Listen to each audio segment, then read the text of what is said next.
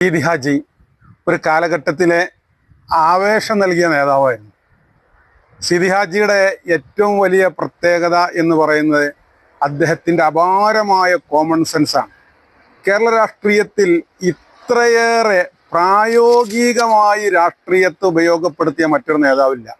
മുസ്ലിം ലീഗിനെ സംബന്ധിച്ചിടത്തോളം മുസ്ലിം ലീഗിൻ്റെ ഒരു പ്രതിസന്ധി ഘട്ടത്തിൽ അഭിവന്ദ്യനായ CH മുഹമ്മദ് കോയ സാഹിബിനോടും പാണക്കാട് കുടുംബത്തോടൊപ്പം ചേർന്ന് നിന്നുകൊണ്ട് ആ പ്രതിസന്ധിയുടെ നെരിപ്പോടിൽ നേതൃത്വം നൽകി എന്നുള്ളതാണ് സീതി ഹാജിയുടെ എക്കാലത്തെയും വലിയ മഹത്വം. അദ്ദേഹത്തിൻ്റെ ധീരത, ആ ഏറനാടൻ പൗരുഷം ഒക്കെ എടുത്തു പറയേണ്ടതാണ്.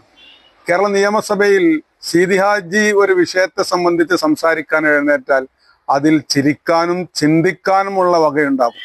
അദ്ദേഹത്തിൻ്റെ തമാശകൾ ഏറെ പ്രസിദ്ധമാണ്. മുല്ലാ കഥകൾ പോലെ, ഹോജ കഥകൾ പോലെ സീതി ഹാജി ഫലിതങ്ങളും ജനങ്ങളൊന്നാകെ ഏറ്റെടുത്തു.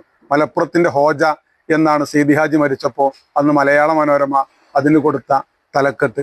പ്രിയപ്പെട്ട സീതി ഹാജിയെ പോലുള്ള മഹാരഥന്മാരായ നേതാക്കന്മാർ നമുക്ക് നൽകിയ വലിയ മാതൃകയും സംഭാവനയുമുണ്ട്. ആ മാർഗം പിന്തുടർന്ന് നമുക്ക് മുന്നോട്ട് പോകണം. ഇന്ന് അദ്ദേഹത്തിൻ്റെ പ്രിയപ്പെട്ട പുത്രൻ PK ബഷീർ സാഹിബ് അതേ ആർജവത്തിൽ, അതേ രണശൂരതയിൽ നമുക്ക് നേതൃത്വം നൽകുമ്പോൾ നമുക്കൊക്കെ അഭിമാനിക്കാം. സർവശക്തനായ നാഥൻ സീതി ഹാജിക്ക് മഗ്ഫിറത്തും മർഹമത്തും നൽകട്ടെ.